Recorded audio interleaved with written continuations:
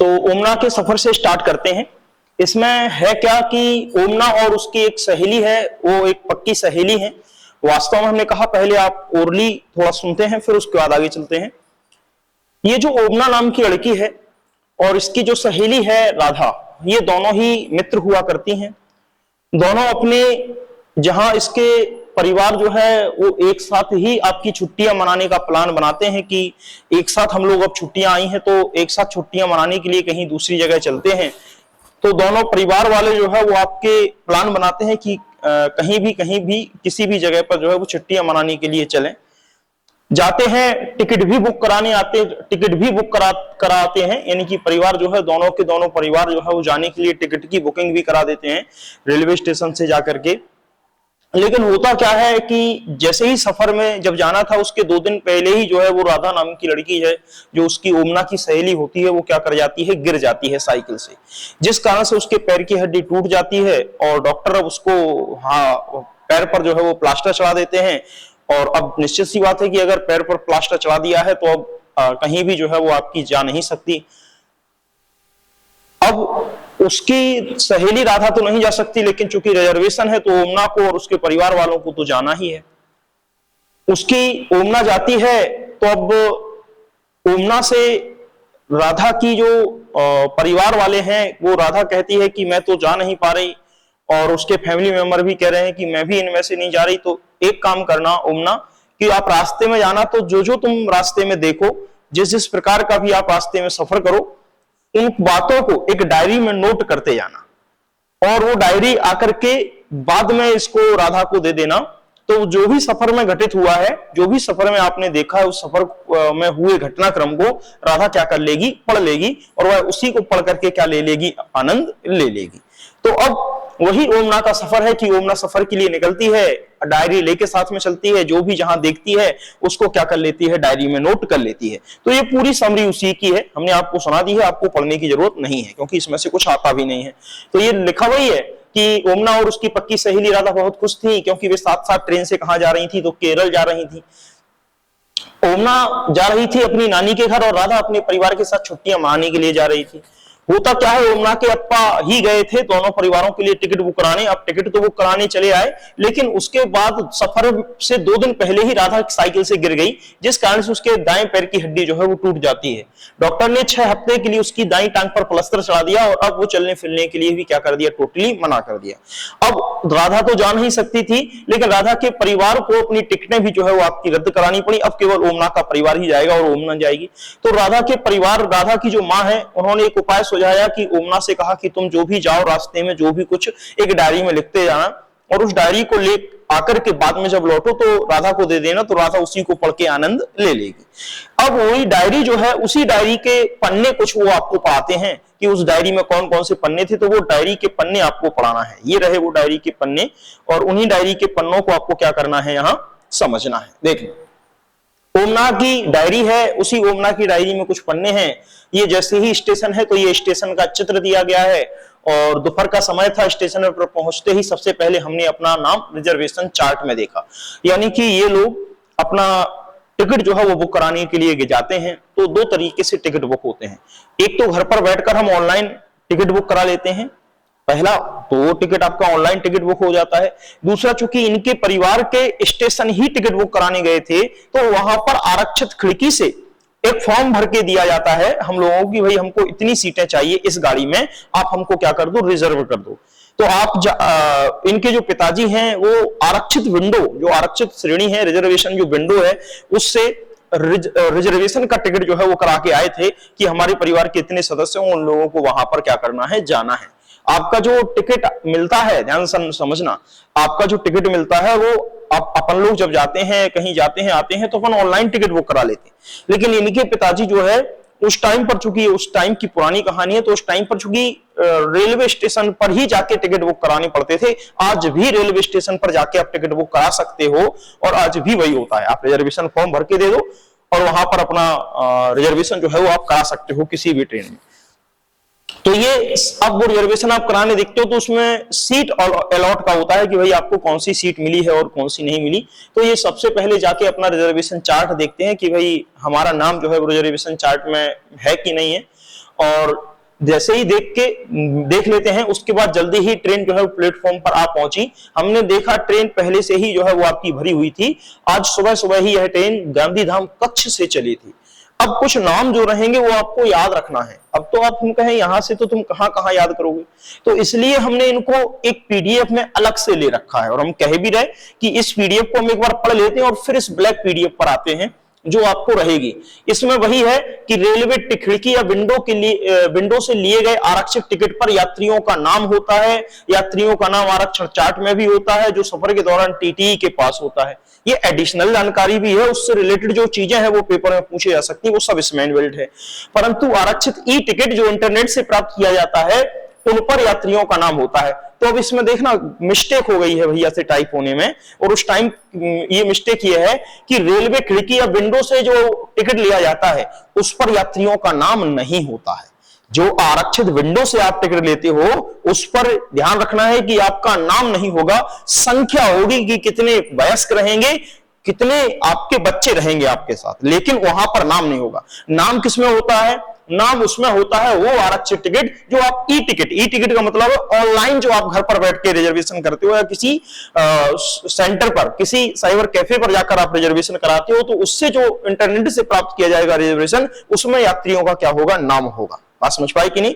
तो पेपर में यहां से प्रश्न पूछे जाते हैं, लेकिन चूंकि थीम बनाने के लिए हम वो थ्योरी आपको पढ़ाते हैं, एक्स्ट्रा टाइम इसलिए लेते कि ताकि चीजें तुम्हें क्लियर हो जाएं। सीधा नहीं कि सीधा हम इसको झोंकना स्टार्ट करें पीडीएफ को कि बस तुम तो केवल रट लो।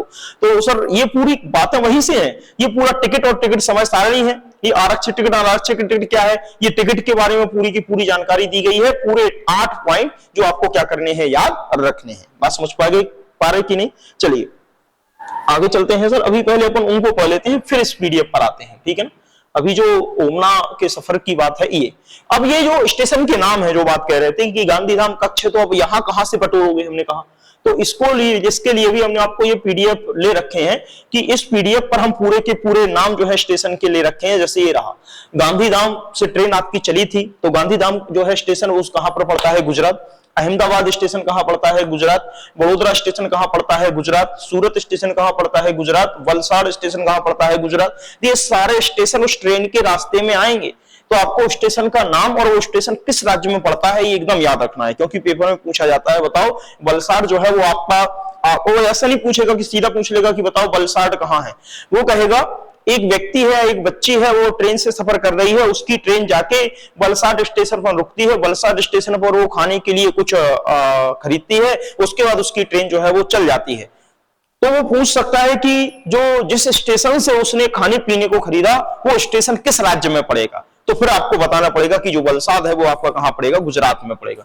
इस प्रकार के प्रश्न जो है वो बनके पेपर में आपके आते हैं। तो ये पूरे स्टेशनों के नाम एक जगह, मतलब जो भी पार्ट 6, पार्ट 7, पार्ट 8 में जो भी स्टेशन थे, जो जितने स्टेशनों के नाम आए वो सबके स्टेशन एक जगह हमने लिख लिए कि केवल ये 14 स्टेशन जो है वो आपके आए हैं, क्योंकि वो लड़की है वो गुजरात से लेके पूरा तमिलनाडु तक क्या करती है, सफर जो है वो ट्रेन के रास्ते क्या है करती है।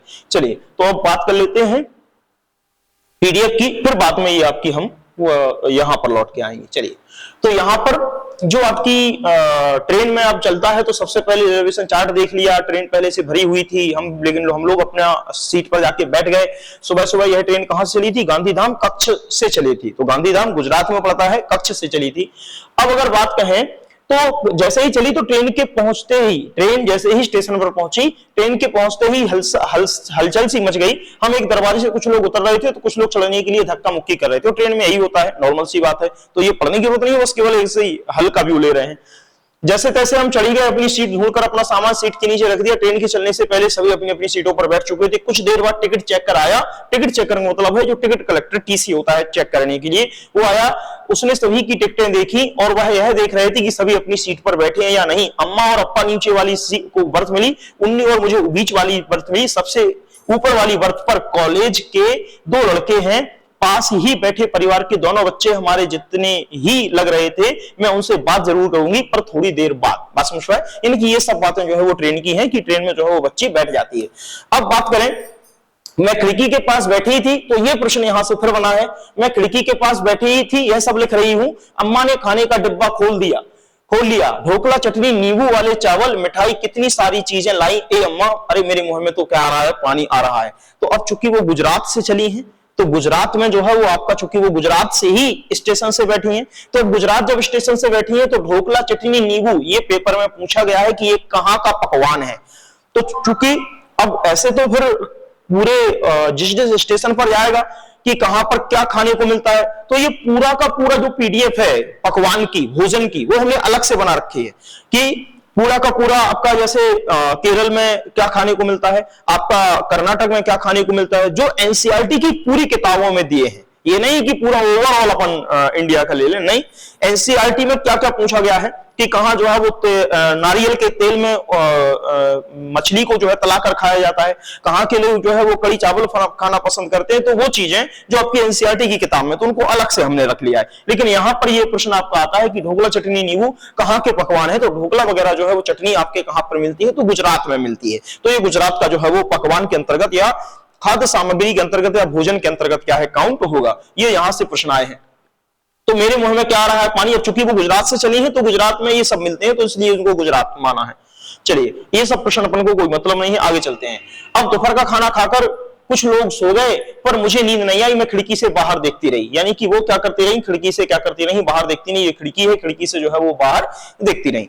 बच्चे हैं, नींद नहीं है, बोले मैं जाग रही थी, बाकी सब लोग जो है वो सो गए थे। देख रहे थे कि बाहर जो है वो सूखे भूरे मैदान दिखाई पड़े, कहीं कहीं छोटे छोटे गांव भी दिख रहे थे, लग रहा था जैसे सभी भाग रहे हैं। पता चला ट्रेन इतनी तेज चलती है कि बाहर की सभी चीजें उल्टी दिशा में, आप भी जानते हो, आप इस दिशा में चलोगे तो चीजें उल्टी दिशा में भागती हुई दिखाई देंगी। कुछ समय पहले बहुत गर्मी थी, अब शाम हो गई है और हल्की हल्की हवा चल रही है। बात समझ पाए कि नहीं, थोड़ा फ्लो में चल रहा है जल्दी जल्दी, क्योंकि इस पीडीएफ पर ज्यादा फोकस नहीं करना है।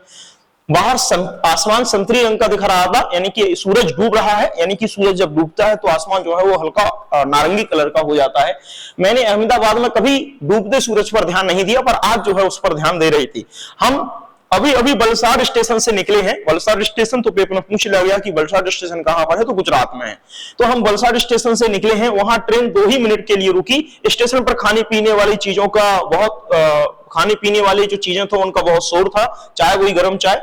इसके बाद ये याद रखना, अगर पूछा जाए एक तरफ से आवाज आ रही थी बटाटा बड़ा बटाटा बड़ा, तो यदि पेपर में पूछे बटाटा बड़ा या पूरी साग ये कहां पर मिलते हैं, तो आपको इसके जस्ट पहले ही क्या बताया है, ये आपके वलसाड स्टेशन पर जो है वो मिलते हैं, यानी कि वलसाड। बात समझ पाए, तो याद रखना है कि कहां पर क्या, ये इसलिए यहां हम बाद में पीडीएफ में तो सब कवर कर लेंगे कि कहां पर क्या रहेगा, लेकिन आप यहीं से पकड़ना स्टार्ट करें कि कहां पर क्या रहेगा। तो याद रखना है कि वलसाड स्टेशन पर उसको क्या मिल रहा था, तो आपको बटाटा बड़ा जो है वो आपका कहां पर मिला है, गुजरात, और गुजरात के वलसाड स्टेशन पर। लोग प्लेटफॉर्म पर खाने की चीजें खरीद रहे थे, बेच रहे थे, हमने तो खिड़की से केवल केले और चीकू ही खरीद लिए, ठीक है ना, लेकिन वो नहीं, आपको याद रखना केले चीकू। मैंने साथ बैठे बच्चों से दोस्ती कर ली, वे सुनील और एन हैं, वे अपनी दादी के घर कोझिकोड जा रहे थे। तो कोझिकोड जो है वो आपका कहां है, तो ये केरल राज्य का जो है वो स्टेशन है कोझिकोड। तो ये भी पेपर में पूछा गया है कि आखिर कोझिकोड कहां है, तो कोझिकोड जो है वो आपका केरल राज्य में पड़ने वाला स्टेशन है। सुनील ने मुझे कहानी पढ़ने के लिए कुछ किताबें दी। थोड़ी देर बाद मैं बाथरूम हाथ मुंह धोने के लिए गई, लेकिन वहां पानी खत्म हो चुका था। किसी ने कहा वो अगले स्टेशन पर आपको क्या मिलेगा, पानी मिलेगा, क्योंकि ट्रेन में जो है वो पानी भरा रहता है, खत्म हो गया, अगले स्टेशन पर जो है वो आपको पानी मिलेगा। ये देखना, गांधीधाम अहमदाबाद वलसाड गुजरात में है और कोझिकोड जो है वो क्या है, केरल में है। तो ये याद रखना है, पेपर में आपके कई बार पूछे गए हैं ये प्रश्न। चलिए अब बात करते हैं आगे, देखना आगे बात करते हैं। इसके बाद ये तो प्रश्न है, इस पर कोई मतलब नहीं है, ये सब चीजें ठीक है, बस खत्म है। इतना सा तुम्हें पार्ट 6 में जो है वो चीजें याद रखनी है। मात्र 2-2 मिनट इसलिए लेते हैं इस पीडीएफ पर, ताकि आपको थीम बना सके। अब इसके बाद जो है वो आपका लगभग ये तो कंप्लीट हो गया, मतलब ये इतना 6 कंप्लीट हो गया। अब थोड़ा 7 पर नजर डाल लेते हैं कि 7 क्या है। तो 7 में ये दिया है खिड़की से। खिड़की का मतलब क्या, अब चूंकि रात में सब लोग खाना खा के सो गए थे, तो अब क्या हो गई, सुबह हो गई। मैं कल रात बहुत जल्दी सो गई थी, बाहर इतना अंधेरा था कि कुछ भी दिखाई नहीं दे रहा था। आज जब सुबह ट्रेन रुकी तो मेरी आंखें खुली, बाहर प्लेटफॉर्म लगे बोर्ड पर लिखा था मडगांव, यानी कि अब हम लोग कहां पहुंच चुके थे, तो मडगांव स्टेशन पर जो है वो आपका पहुंच चुके थे। अप्पा ने बताया कि हम लोग कहां पर हैं, गोवा राज्य में हैं, यानी कि जो मडगांव स्टेशन है वो किस राज्य में पड़ता है, तो आपके गोवा राज्य में जो है वो क्या पड़ता है, मडगांव पड़ता है। अब बात करें, हमने स्टेशन पर उतरकर चाय पी और अपनी पानी की बोतलें भी भर ली। ट्रेन फिर चल पड़ी। बाहर का नजारा देखने लायक था, क्योंकि चारों तरफ क्या थी, हरियाली हरियाली थी। ये सब आपके आसपास जो छोटे पेड़ों से ढकी पहाड़ियां बहुत ही सुंदर लग रही थी। कभी कभी छोटे छोटे आपके तालाब भी दिखाई पड़ते थे, बहुत दूर पहाड़ियां भी जो है वो आपके बीच में पानी दिखाई दे रहा था। मुझे नहीं पता कि वहां नदी है या समुद्र है, पर हवा जो है वो ठंडी, अहमदाबाद की तरह गर्म नहीं। यानी कि यहाँ पर जो कोई गोवा है तो आपका वह गुजरात से आगे बढ़ के अब गोवा में पहुंच चुकी थी और गोवा में उसकी ट्रेन जो है वो आपकी चल रही थी। तो ये सब चीजें चूंकि बताई गई हैं, लेकिन आपको इनको इतना याद नहीं रखना है। इसके बाद ट्रेन वह फाटक से गुजरी, आगे चले हम लोग, गाड़ियां जो है, ये सब नहीं आपको याद रखना है। आगे अब ट्रेन की ही पूरा सफर है जो बता रहे हैं और इसमें से कुछ भी नहीं हमें याद रखना है। ये सब प्रश्न है। चलिए, ये भी नहीं कि खिड़की के पास आंखें बंद किए बैठी थी कि अचानक ट्रेन की चलने की आवाज बदल गई, खड़खड़ खड़खड़, तो पता चला कि हम लोग बने पुल के ऊपर से जा रहे हैं। यानी कि जो ट्रेन है वो किसी पुल से बने उस पर जो है वो गुजर रही है। क्यों? क्योंकि आप गोवा, आप गुजरात से दक्षिण भारत तरफ जाते हो, तो गुजरात से दक्षिण भारत तरफ जरा देखना, ये आपका एक प्रकार से जो है वो, एक मिनट सर,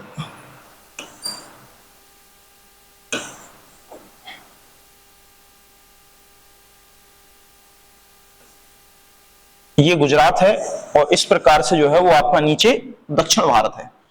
तो यहां पर जो है वो आपका गुजरात रहता है, फिर महाराष्ट्र रहता है, फिर गोवा रहता है, फिर कर्नाटक रहता है, फिर आपका नीचे केरल आ जाता, यहाँ तमिलनाडु आ जाता, यहाँ जो है वो आपका आंध्र प्रदेश आता है, यहाँ बीच में जो है वो आपका तेलंगाना वगैरह जो है वो आते हैं, ऊपर जो है वो आपका उड़ीसा राज्य आ जाता है। अब देखना, लेकिन अपन को समझना क्या है, यहां पर चूंकि ये पूरा का पूरा जो हिस्सा है, समझना जरा, यहां पर जो पूरा हिस्सा है, इस पूरे हिस्से की अगर बात करें तो ये जो है वो आपका पश्चिमी घाट है और ये जो है वो आपका क्या है, पूर्वी घाट है।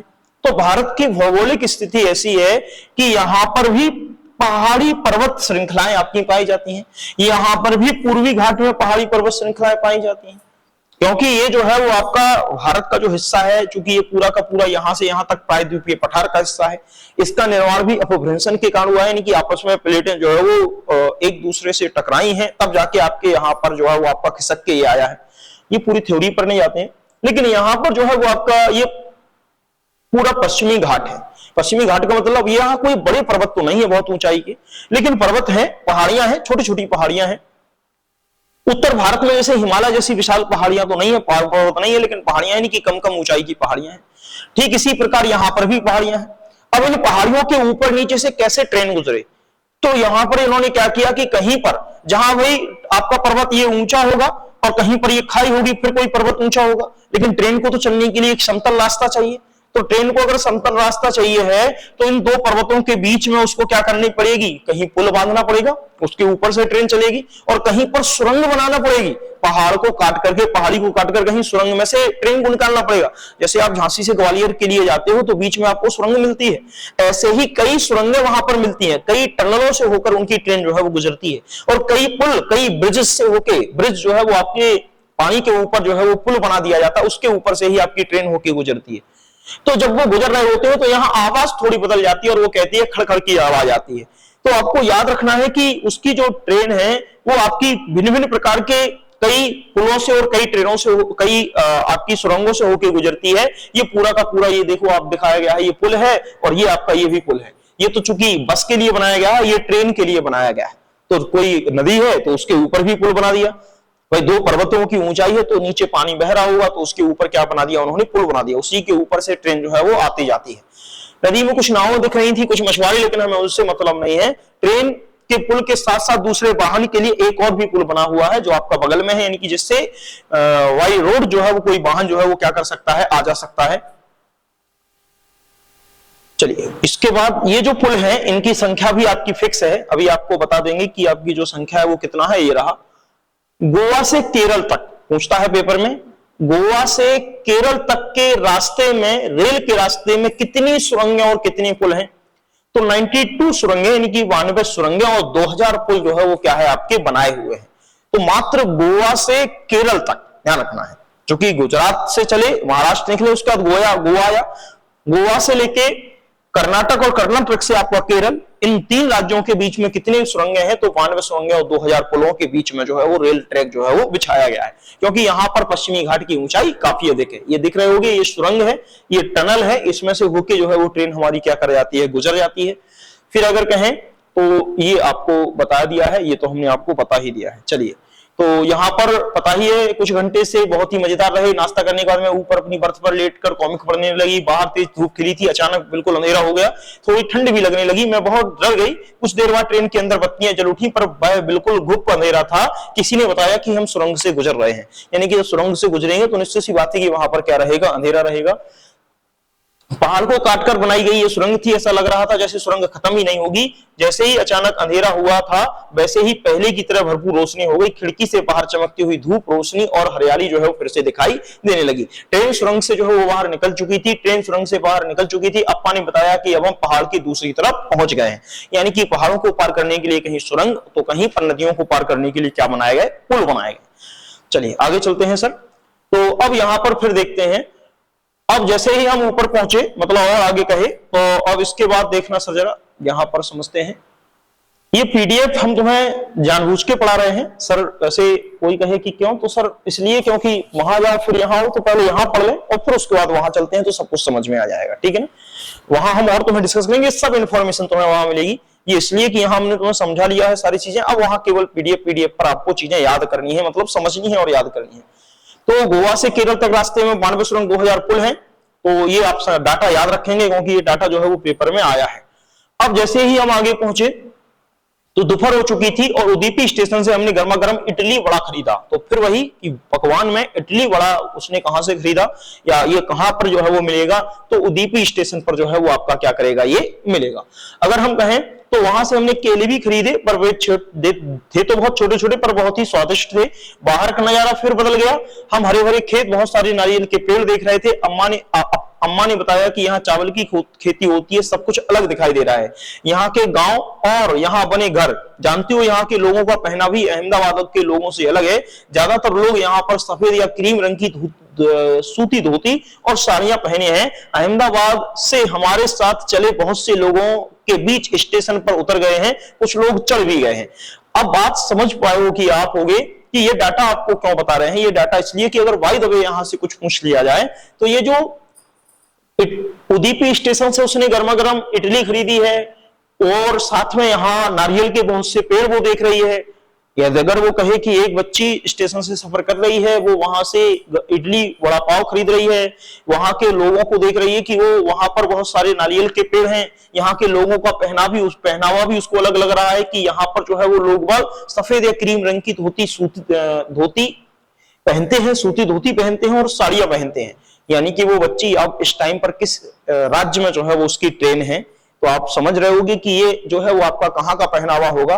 तो केरल के लोग जो रहते हैं वो अधिकतर जो है वो आपका वहां नारियल के पेड़ जो है वो बड़ी मात्रा में मिलते हैं, तो नारियल सबसे ज्यादा वहीं पर पाया जाता है और साथ में वहां का पहनावा, और वहां पर जो है वो आपका दक्षिण भारत का जो है इडली वड़ा जो है वो वहीं पर आपका क्या है, पाया जाता है। तो ये डाटा आपको साथ में याद रखना है कि इडली वड़ा जो है वो कहां पर, तो उदीपी स्टेशन ये कहां है, तो ये केरल के आसपास पड़ेगा। साथ में यहाँ के जो पहनावे हैं और साथ में ये नारियल के पेड़ सबसे ज्यादा जो है वो कहां देखे जाते हैं, तो यहीं पर देखे जाते हैं। शाम 6 बजे तक हम कोझिकोड पहुंच गए, यानी कि अब हम अपने गंतव्य स्टेशन जहां हमें उतरना था, यानी कि हम लोग कहां पर पहुंच गए, कोझिकोड जो है वो आपके पहुंच गए। सुनील का परिवार वहां उतर जाएगा, हमें एक दूसरे का पता ले लिया है। सॉरी, कोझिकोड का उनका स्टेशन नहीं है अभी, तो ये सुनील का परिवार है जो जिससे हमारी मित्रता हुई थी, जो बगल ऊपर वाले ही बर्थ पर थे, बगल वाली बर्थ पर थे। तो कोझिकोड जो है वो आपके उतर जाएंगे और अहमदाबाद में मिलने की हमने क्या बनाई है, योजना बनाई है। तुम्हें भी सुनील और एन से मिलकर क्या लगेगा, अच्छा लगेगा। चलिए, तो यहां तक ये आपको बताया था। ये सब मलयालम, कोंकणी, मराठी, गुजराती, कन्नड़ कहां पर बोली जाती हैं, तो ये सारी भाषाएं जो है वहां पीडीएफ में लिखे हुए हैं कि कोई लैंग्वेज है तो वो कहां पर बोली जाएगी। तो आपको ये सारे मतलब जो जो प्रश्न इसमें है वो सबकी पीडीएफ हमारे पास जो है वो उसी ब्लैक पीडीएफ पर मिल जाएगा। तो आपको परेशान नहीं होना कि मलयालम कहां बोली जाएगी, कोंकणी कहां बोली जाएगी, मराठी कहां बोली जाएगी, गुजराती कहां बोली जाएगी और कन्नड़ कहां बोली जाएगी। अभी बताते हैं हम आपको, क्योंकि राज्य में ऐसा नहीं होगा कि केवल एक राज्य में एक ही भाषा बोली जाए। चूंकि आपका जो हमने बताया है कि जो पूरा का पूरा ये इस प्रकार से जो मैप रहता है दक्षिण भारत का, हम एक दिन तुम्हें पूरा इंडिया मैप पढ़ा देंगे। ये जो है वो आपका पूरा इस प्रकार से जो मैप रहता है, इस मैप की अगर बात करें तो ये जो मैप रहेगा, इस मैप में ये तो पूरा गुजरात है, उसके बाद जो है वो आपका महाराष्ट्र आ जाता, फिर गोवा आ जाता, फिर कर्नाटक आ जाता और लास्ट में जो है वो आपका केरल आ जाता। तो ये 3-4 राज्य जो है वो क्रम से हैं। इन्हीं 3 राज्यों में कुछ तट जो है वो भी आपके बटे हुए हैं। कहां से किस तट को जो है वो कोंकण तट कहते हैं, कहां से किस तट को मालाबार तट कहते हैं, कहां से किस तट को जो है वो आपका कोंकणी तट कहते हैं। तो उसके आधार पर ही भाषा बटी हुई है। तो कहीं कहीं 2-2 राज्यों में एक भाषा बोली जाएगी, हो सकता इन 2 राज्यों में भी वही सेम भाषा बोली जाए। मराठी वगैरह आप जानते हो महाराष्ट्र तरफ बोली जाएगी। कोंकणी भाषा जो है, कन्नड़ भाषा जो है वो कर्नाटक की तरफ जो है वो इन भाषाओं का सबसे ज्यादा प्रादुर्भाव मिलेगा। मलयालम भाषा और नीचे आप चले जाओ तो वहां पर जो है वो आपको देखने को मिलेगी। यानी कि ये सारी भाषाएं जो है वो आपको हम सब बताएंगे। तो ये अभी केवल इसको छोड़ रहा हूं, केवल अभी तुम्हें थ्योरी ले रहे, तो आपको ज्यादा टेंशन लेने की कोई दिक्कत नहीं है। अब रात हो चुकी थी और हमने अपना सामान संभालना शुरू कर दिया और लगभग 3 घंटे में हमारा स्टेशन कोट्टायम भी आ जाएगा, जहां हमें क्या करना है, उतरना है। अब बात करते हैं, आज रात को हम बली अम्मा के घर जाएंगे। वहां से सुबह बस में बैठकर अमुमा गांव के लिए रवाना होंगे। सभी बहुत थक गए हैं, आज ट्रेन से हमारा दूसरा दिन खत्म होने को है। इतना लंबा सफर तय किया है हमने, लेकिन मजा भी बहुत आया है। बात समझ पाए? यानी कि इनको कहां उतरना है, तो इनको जो उतरना है वो कोट्टायम स्टेशन उतरना है। जो कोट्टायम स्टेशन है वहां पर इनको क्या करना है, उतरना है। और अपनी बली अम्मा, चूंकि अब वहां के लोगों की ये भाषा है मलयालम भाषा में, बली अम्मा जो है और ये अमूमा वो जो है वो आपके नाम लिए गए हैं। यानी कि नानी को क्या कहा जाएगा, माँ की बहन को क्या कहा जाएगा, तो ये सब नाम है जो मलयालम भाषा में जो है वो आपके क्या है, प्रचलित है। तो वो भी आपको सब मिल जाएंगे। जैसे ये कहा है तो इसमें तो लिखा ही, लेकिन हम आगे जरूर तुम्हें बताएंगे। मलयालम में बली अम्मा जो है किसको कहा जाता है, तो माँ की बड़ी बहन को बली अम्मा कहा जाता है। यानी कि जिसको अपन लोग मौसी कहते हैं, वो लोग मलयालम में माँ की बड़ी बहन को क्या कहते हैं, वली अम्मा कहते हैं। बात समझ पाए कि नहीं? चलिए, अमूमा अपनी माँ की माँ को, यानी कि अपन लोग अपनी माँ की माँ को नानी कहेंगे, वो वहां पर मलयालम में अमूमा किसको कहेंगे, अपनी माँ की माँ को। तो ये भी मलयालम में जरूर आपको लिखे मिलेंगे उसमें। चलिए, अब इतना ही ठीक है, इतना ही पढ़ते हैं। अब इसको पढ़ने के लिए थोड़ा सा पीडीएफ लेते हैं, नहीं तुम कहो कि अब तो सब कुछ ऊपर से जाने लगा है। चलिए, ये रहा। तो अब यहाँ पर थोड़ा सा पढ़ लेते हैं। देखना, सब कुछ यहाँ पर है, यहाँ पर आपको कुछ भी नहीं अलग से कुछ भी पढ़ना है। अधिकतर सारी चीजें जो है वो आपको यहाँ पर मिल जाएंगी। कोई भी डाउट है तो आप पूछ सकते हो, भी किसी भी प्रकार का कोई भी डाउट, ठीक है ना। जहां भी तुम्हें समझ में ना आए तो बार बार हम आपसे यही कह रखे हैं, पूछो जरूर, ताकि डाउट सारे आपके क्या हो जाए, क्लियर हो जाए। चलिए, अब इस पीडीएफ में देख लें कि क्या क्या दिया गया है। और ये दिया तो सब है, मराठी भाषा भी दी गई है, ठीक है, कोंकणी ठीक है, ठीक है सर, स्टेशन भी दिए गए हैं, ठीक है, ठीक है सर, ठीक है, ठीक है।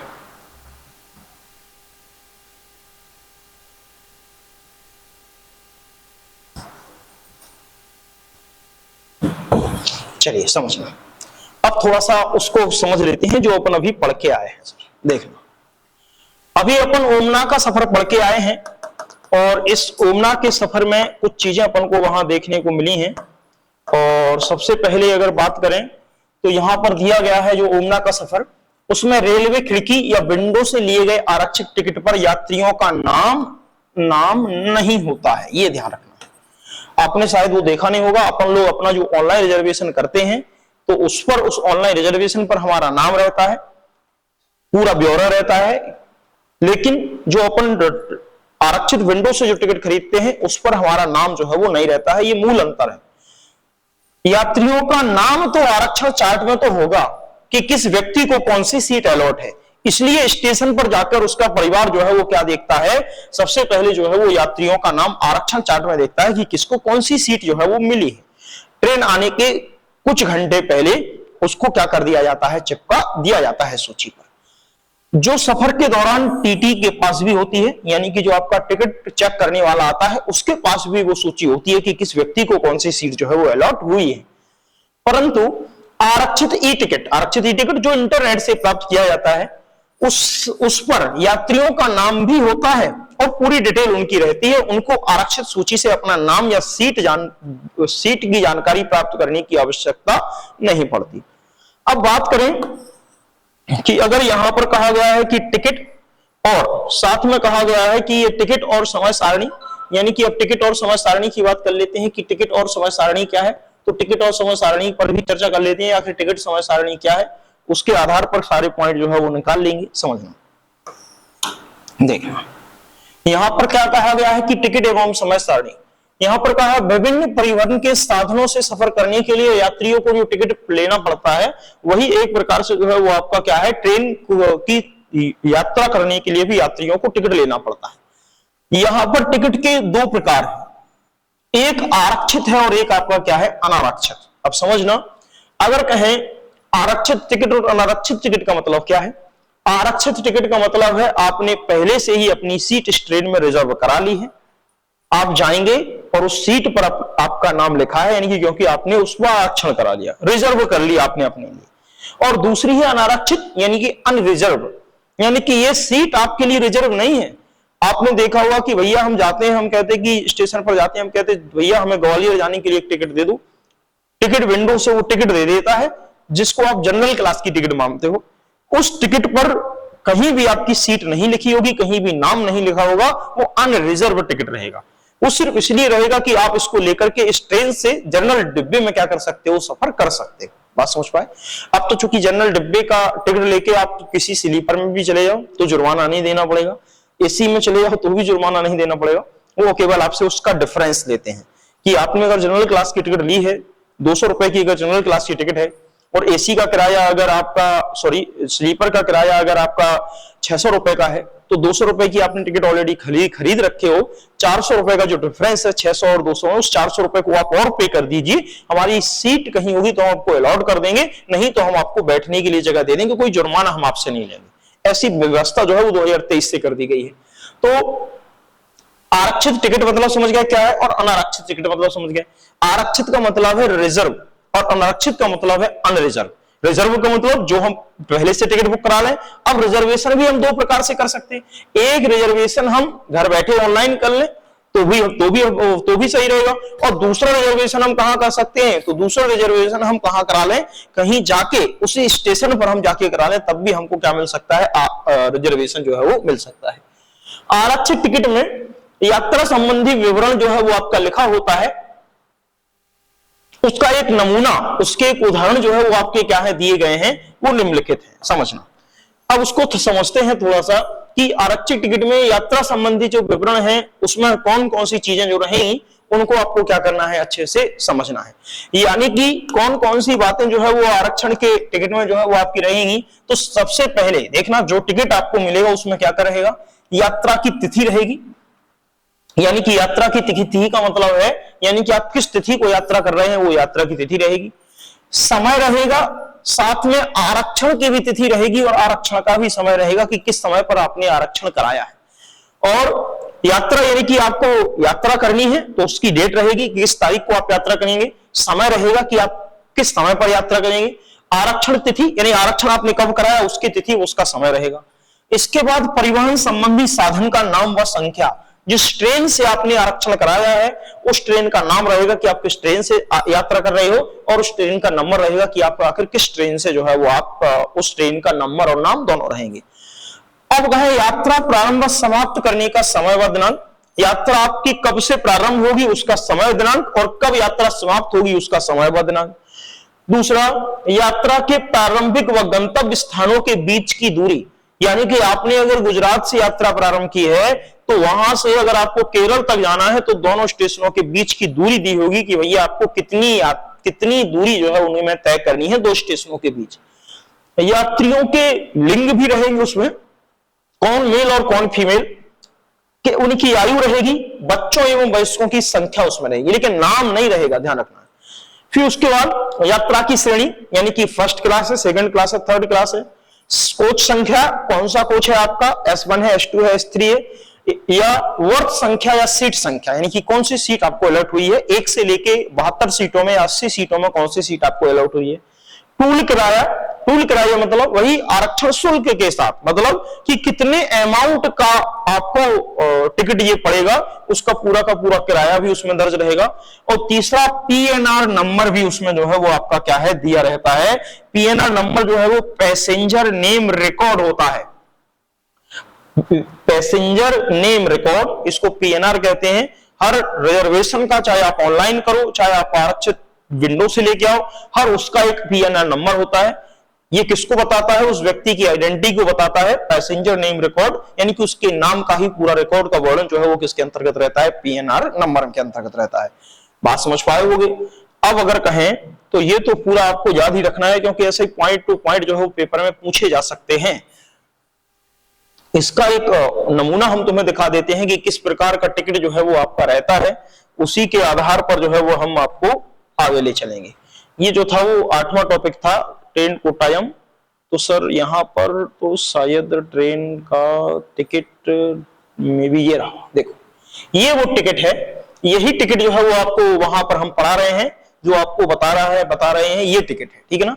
इस ट्रेन के टिकट में देखा होगा कि क्या क्या चीजें जो है वो ट्रेन के टिकट में रहेंगी, तो थोड़ा सा देख लेते हैं सर, देखना एक मिनट सर, देखना इसमें सारी चीजें रहेंगी। एक तो पीएनआर नंबर, ये भी ट्रेन में रहेगा, गाड़ी नंबर भी रहेगा, तिथि रहेगी, किलोमीटर रहेगा, वयस्क रहेंगे, बच्चे रहेंगे, उनकी संख्या रहेगी। बात समझ पाए कि नहीं? ये सब लिखा है, ये उसका पीएनआर नंबर है, ये गाड़ी नंबर है, ये तिथि है, इतने किलोमीटर चलेगा, वयस्क 2 है, बच्चा 1 है। बात समझ पाए कि नहीं समझ पाए? यानी कि ये सारी चीजें जो है वो आपके इस टिकट में रहेंगी। कौन सी श्रेणी है? तो वो लिखा है 2A श्रेणी है, 2 वातानुकूलित।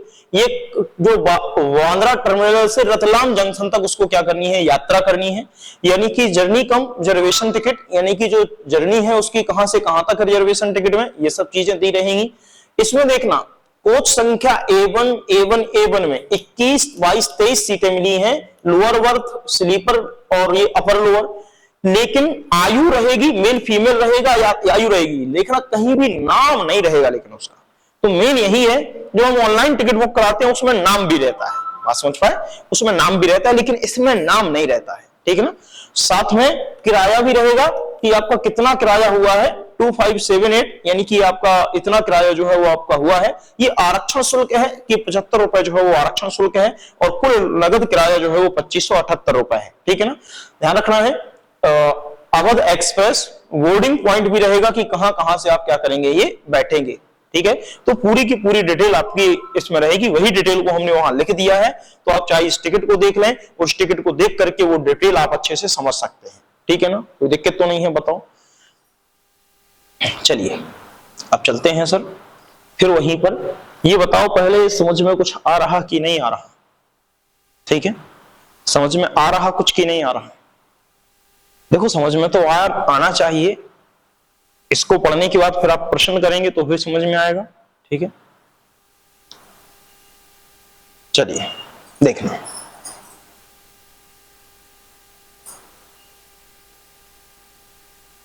तो यहां तक हमने आपको समझा दिया है, अब थोड़ा और आगे चलते हैं। देखना, अब रेलवे से संबंधित कुछ तथ्य दिए गए हैं, अगर वो भी पूछ ले तो वो भी आपको पता होना चाहिए कि रेलवे से संबंधित कौन कौन से फैक्ट हैं जो आपको पता होना चाहिए। तो यहां पर कोंकण रेलवे मुंबई से मैंगलोर के बीच चलती है। अब समस्या यही है कि तुम्हें तो मैप ही नहीं पता अभी कि कहां से कहां तक क्या चलता है। तो कोई बात नहीं, आज हम इसको नहीं पढ़ा रहे, इसको हम तुम्हें कल पढ़ा लेंगे, क्योंकि पहले ये तो समझा दें कि कहां पर मुंबई है और कहां पर आपका मैंगलोर है। जब मुंबई मैंगलोर को क्लियर करेंगे तब तो तुम्हें कोंकण समझा पाएंगे कि कोंकण रेलवे कहां से कहां तक है। तो इसको अभी रहने देते हैं, कोई बड़ी बात नहीं है, थोड़ा आगे चलते हैं, ठीक है ना। ये स्टेशन के नाम भी अभी चूंकि पूरा पाठ पढ़ा नहीं है तो बाद में पढ़ लेंगे। वैसे आप इतना याद रख सकते हो कि गांधीधाम गुजरात में है, अहमदाबाद गुजरात में है, बड़ोदरा गुजरात में है, सूरत गुजरात में है, वलसाड गुजरात में है, और भिवंडी रोड जो है वो महाराष्ट्र में है। मडगांव गोवा में है, उडुपी कर्नाटक में है, कोझिकोड केरल में है, त्रिचूर केरल में है, एर्नाकुलम टाउन केरल में है, कोट्टायम केरल में है, त्रिवेंद्रम सेंट्रल केरल में है, और नागरकोइल जो है वो आपका कहां पर है, तमिलनाडु में है। तो ये स्टेशन के नाम और वो स्टेशन किस राज्य में पड़ता है वो आपको याद रखना ही पड़ेगा, इसके बिना आपका काम नहीं चलेगा। चलिए, और ये चूंकि बता ही दिया कि जब कोई व्यक्ति ट्रेन द्वारा अहमदाबाद से केरल की यात्रा करता है तो वह अनेक सुरंगों को पार करता है। ये सुरंगें जो है वो पश्चिमी घाट के पर्वतों में पड़ती हैं, यानी कि ये जो सुरंगें पड़ेंगी वो कहां पड़ेंगी, तो पश्चिमी घाट के पर्वतों में जो है वो पाई जाएंगी। फिर अगर बात करें इनकी कुल संख्या वो कितनी है, तो 92 सुरंग यानी कि आपकी 92 सुरंग और 2000 पुल जो है वो आपके क्या है इस पश्चिमी घाट में गोवा से लेके केरला तक जो है वो आपको मिलेंगे। तो ये संख्या भी हम आपको बता चुके हैं ऑलरेडी वहां पर पीडीएफ में।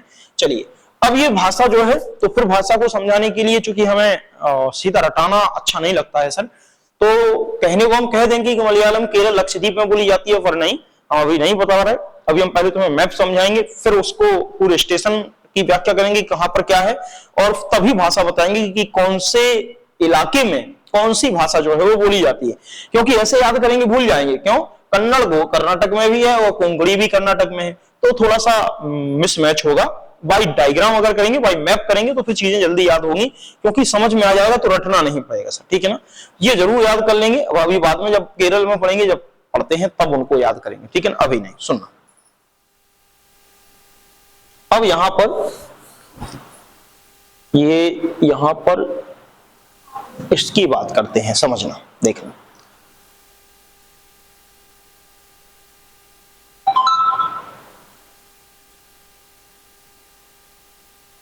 ये थोड़ा सा इसको समझ लेते हैं, तो हम कल सीधा पीडीएफ जो है उसको पढ़ लेंगे। जितनी देर भी अभी समझ लेते हैं, देखना सर 2-4 मिनट।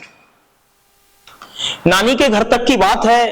ट्रेन के लंबे सफर के बाद हम रात कोट्टायम पहुंचे, यानी कि ट्रेन के सफर के बाद हम कहां पहुंच गए? कोट्टायम पहुंच गए, यानी कि हमने ट्रेन का सफर कर लिया और वो अपने गंतव्य स्टेशन पर पहुंच गए, कोट्टायम। स्टेशन बहुत दूर नहीं है, वलियायम का घर स्टेशन से बहुत दूर नहीं, यानी कि जो हमारी वलियम्मा है मलयालम में, वलियम्मा को क्या कहा जाता है? मेरी माँ की बड़ी बहन को क्या कहा गया है? वलियम्मा। और अमूम्मा किसको कहा गया है? मेरी माँ की माँ को जो है वो क्या कहते हैं? अमूम्मा कहते हैं। यानी कि नानी को अमूम्मा और मौसी यानी कि जो माँ की बड़ी बहन जो है वो क्या कहलाएगी? बड़ी अम्मा। घर से स्टेशन बहुत दूर नहीं, स्टेशन से हमने 2 ऑटो रिक्शा लिए, बड़ी अम्मा के घर पहुंच गए। मुझे नींद इतनी आ रही थी कि मैं नहाकर कुछ खाए पिए बिना ही सो गई। मैं अभी सोई ही थी कि अम्मा ने जगा दिया। हम फिर तैयार हुए, सामान उठाया और बस अड्डे निकल पड़े। अब बली अम्मा का पूरा परिवार भी हमारे साथ था, हम 10 लोग थे और बहुत सारा सामान भी था, ठीक है। ये ऑटो से जो है वो जा रहे हैं। अब हम अप्पा ने कंडक्टर से सभी के लिए टिकट खरीदे, बस में हम चल गए, बैठने के लिए सीट मिल गई। पर बाद में बस में इतने लोग चले गए कि बस ठसाठस जो है वो आपकी भर गई। 2 लोगों की सीट पर 4-4 लोगों को बैठना पड़ा, कुछ लोगों को तो हमने सीटों पर ही बिठा लिया। काफी लंबा सफर था। बस आखिरी स्टॉपेज पर रुकी, तब तक मेरे पैर अकड़ गए थे, मुझसे खड़ा भी नहीं हुआ जा रहा था। मैं खुश थी कि आखिरकार अम्मा के घर पहुंच ही गए हैं, यानी कि नानी के घर जो है वो पहुंच ही गए हैं। पर नहीं, सफर अभी बाकी था। बस ने जहां हमें उतारा वहां एक तरफ पानी था और अम्मा ने दूर पानी के पार इशारा किया जहां अमूमा का घर था, यानी कि अब पानी के दूर जो है वो पानी को पार करके जाना था जहां अमूमा का घर था। और वो देखो हम वहां पहुंचना है, हम वहां पहुंचेंगे कैसे? मैंने सोचा, तभी तक क्या आ गई? ये फेरी आ गई। फेरी का मतलब ये पानी पर चलने वाली क्या है? आपकी बोट है। इसी फेरी में बैठ करके हम लोग क्या पहुंच गए? अमूमा के क्या पहुंच गए? घर पहुंच गए। सभी ने अपना सामान रख लिया और इसमें बैठ गए, और जैसे ही ये भर गई तुरंत के तुरंत ये क्या करने लगी? पानी पर चलने लगी। तो इसमें बैठकर हम क्या पहुंच गए? पानी। याद रखना, फेरी किसको कहा जाता है? तो पानी पर चलने वाले नाव को ही क्या कहा गया है? फेरी कहा गया है। तो ये आप इतना याद रखेंगे। किनारे पर नारियल के पेड़ लगे थे, तो वो तो बात ठीक है, कोई बात नहीं है। फेरी पर अपने ठिकाने पर पहुंच गई, हम भी वहां पहुंच गए अमूमा के घर, और इतने लंबे सफर के बाद, ठीक है सर। इतना आप याद रखेंगे, बाकी जगह कुछ नहीं, और फिर देखते हैं बाद में, ठीक है ना सर। चलिए सर, अब इसको यहीं पर रुक जाते हैं ताकि